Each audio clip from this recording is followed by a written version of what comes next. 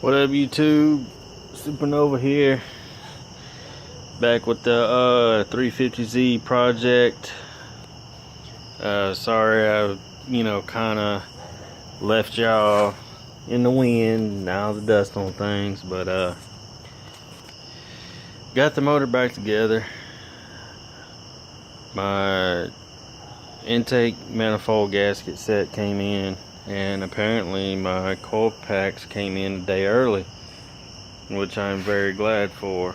So I got the 3 new coil packs in, got everything back together. It runs a lot better than it did, because when I drove it back here from Houston, it was just misfiring. Anytime you put a load on the engine, like mash on the accelerator, it just wanted to have a dead miss. But now it'll just squall the tires on it.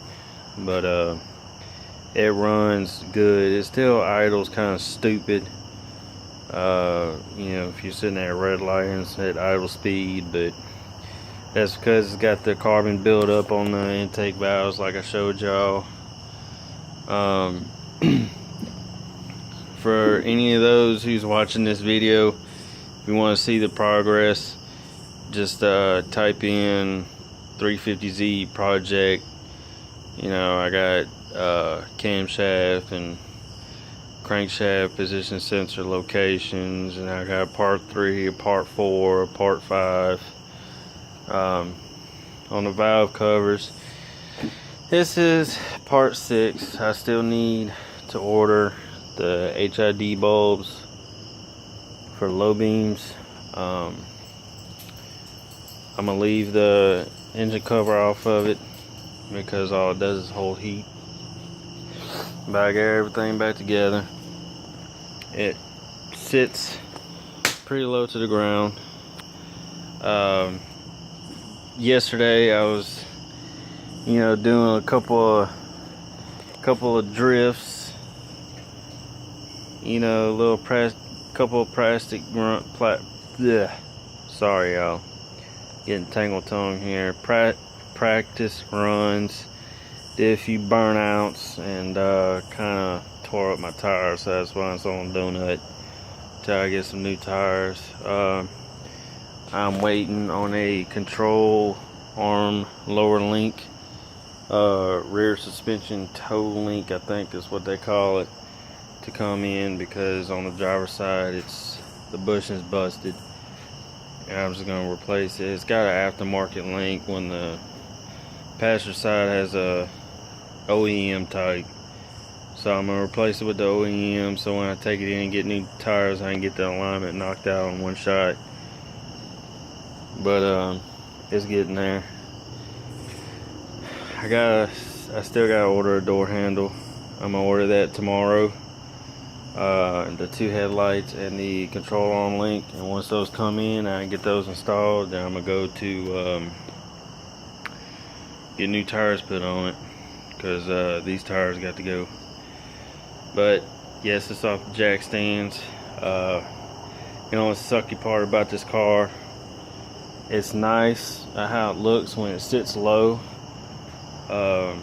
It hugs the road when it sits low like that, but anytime I go to work on it, I'm gonna have to jack it up, because I'm pretty tall and my knees hit the bumper right here as I'm leaning over, trying to work on it. It just kills my knees bad. So I jack it up to about chest height, what I'm used to working on. And it's like my Nova, it's about waist height. I can at least work on it.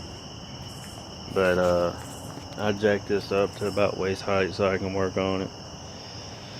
But it runs 1,000 times better. Since I put the new plugs in it, 3 new coil packs, I still have an oil leak around the oil pan. I'll probably replace that at a later date. I'll probably wait till I get my engine oil in from AMSOIL. But all the parts that I had gotten for this car except for the headlights. Ordered all from Rock Auto. The gasket, the valve covers, the coil packs, plugs, and air filter. I got that from AutoZone. But everything else, I got it from the Rock Auto. Usually, if I order it Friday morning, it's here anywhere from Tuesday to Wednesday. So it usually don't take too long. But these last couple weeks, it's been taking quite a while. I don't know why. Maybe I guess because everybody else is ordering for the holidays already. So I kind of backed up FedEx and UPS. But here it is. It's almost there.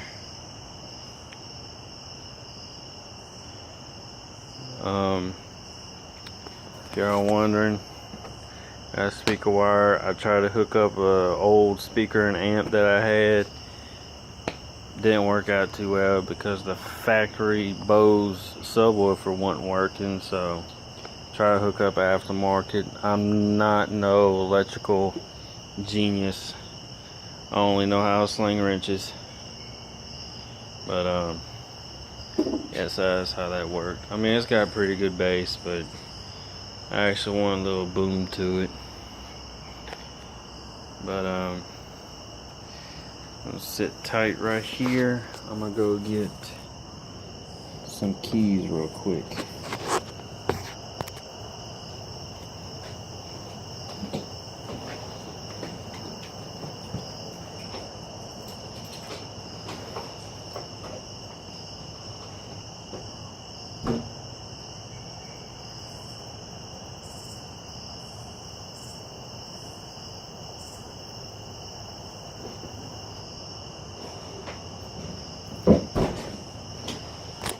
As y'all know, y'all ain't never heard this thing run, but it does run pretty good. I smoked the tires in first and second. Let's see what we got here. Alright. Fine hole. And the traction control works really, really, really well on this car. I turn it off. It wants to get stupid.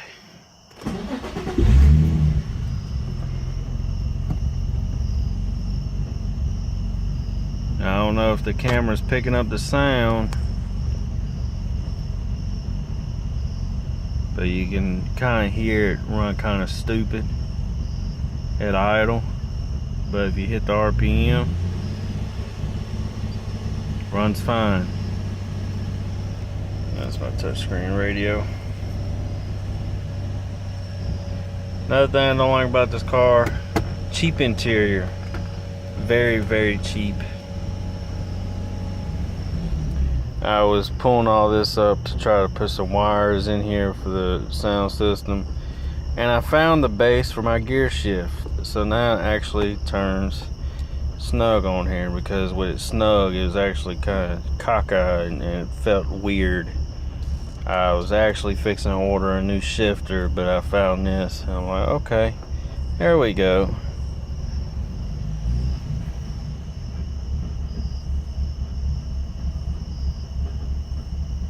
I don't know if y'all can hear it, kind of idle stupid. If y'all hear that rattling sound, it's the clutch.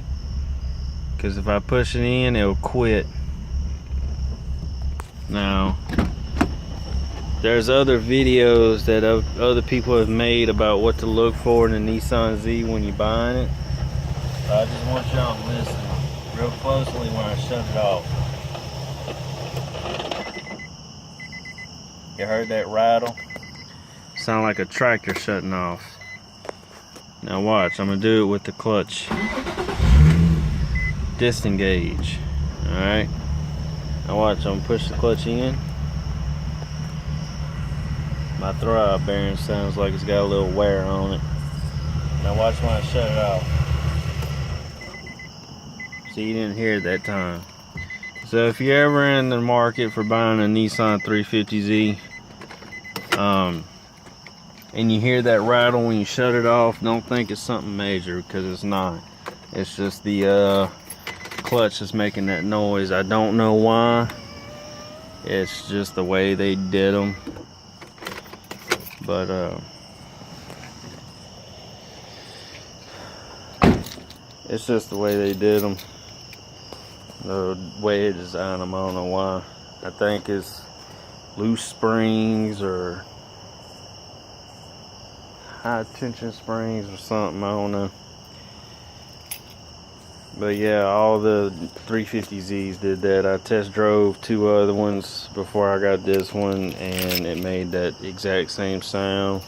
Look up more videos on YouTube about the clutch noise, and you'll see that it's pretty normal. It's nothing major. So if you're ever in the market for a 350Z and you hear that noise when you test drive it, don't worry yourself. But that rattling as it's sitting there idling is because the clutch disc is bouncing back and forth, because that one cylinder is missing here and there because of the carbon buildup. If y'all watching my other videos, I showed down the intake runner on cylinder 1 that had carbon buildup on the intake valve, both of them. But my power foam from AMSOIL should be here tomorrow, and I will do a video on how to do it. You probably won't hear me too much while I'm trying to spray it into the motor, because it's kind of noisy, and it makes a lot of popping and missing and everything else as I spray it in there. So I'll probably hold the accelerator, and I'll just get my wife to spray in here, because you gotta remove this intake hose, because you can't spray it through your mass airflow. You gotta disconnect your air duct from here, spray it into there, and keep on accelerator to keep it from dying. And when it's about to run out, just spray on it and then kill it. Let it sit for 15 to 20. So I'll probably make another video maybe tomorrow, if not sometime this weekend, on how to do that. So stay tuned, and I'll tell y'all in this video, if you want to look for it. I'm probably going to name it AMSOIL Power Foam on a 350Z, how to use power foam on your car, and then you'll find my video, or try to subscribe to my channel and just look for it, and you'll see how to do it. It's fairly easy, and it improves your fuel mileage, idles better, runs better, increases your horsepower. It's very well worth it. It's a lot cheaper than tearing down your motor and scrubbing the carbon out of your pistons and valves and intake and all that. So till then, peace out.